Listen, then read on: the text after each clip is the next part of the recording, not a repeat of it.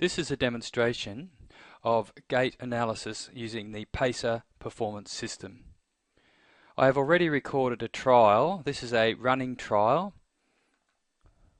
with the athlete running at around a velocity of 4 to 5 meters per second on a woodway treadmill.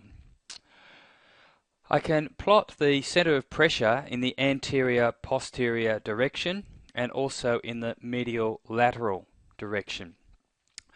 Let's just zoom in on a section of this data, and we'll see here that the data is roughly organized around the 0 point here. The system actually calculates the average for the position of the center of pressure in the anterior, posterior and mediolateral directions, and then it shifts the data so it's averaged around this 0 point. For the anterior posterior data, positive values indicate that the center of pressure is ahead of the 0 point or anterior forward, and negative values means that it's behind or posterior. For mediolateral, negative values indicate that the center of pressure is more to the left side. Most likely this is a left foot support, and positive values indicate that it's towards the right side or a right leg support. To expand back out to the full view, simply click and hold the left mouse button down and then drag the cursor upwards to the left. So we now have the full data set in view. This has been recorded from 0 to 30 seconds. I just reiterate that for this trial we had the athlete get up to speed. Once they're at the target speed, we clicked the start button and we then recorded 30 seconds of running at a relatively constant velocity, and this is the best way to conduct a gait analysis. If I now click on report, you will see that the total distance run was 134 meters in a time of around 30 seconds. We come down to the gait parameters. During that trial, the system was able to identify 82 total steps, consisting of 41 on the left and 41 on the right. The table below indicates some summary values for different variables. This is the step rate, step length, horizontal force, vertical force and power.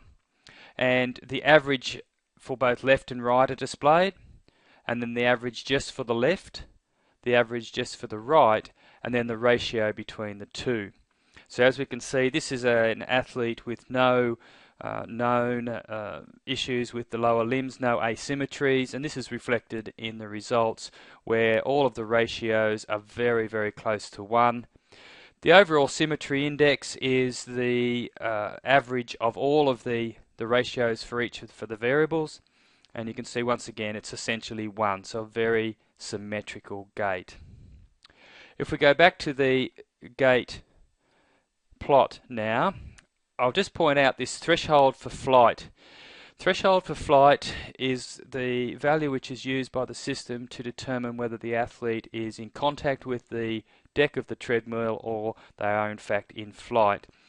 The default value is 40 newtons, which is around 4 kilograms, and we find that this provides quite acceptable gait parameters. It can be changed simply by scrolling up or down if required, but I'd suggest that in most cases this stay at the default value.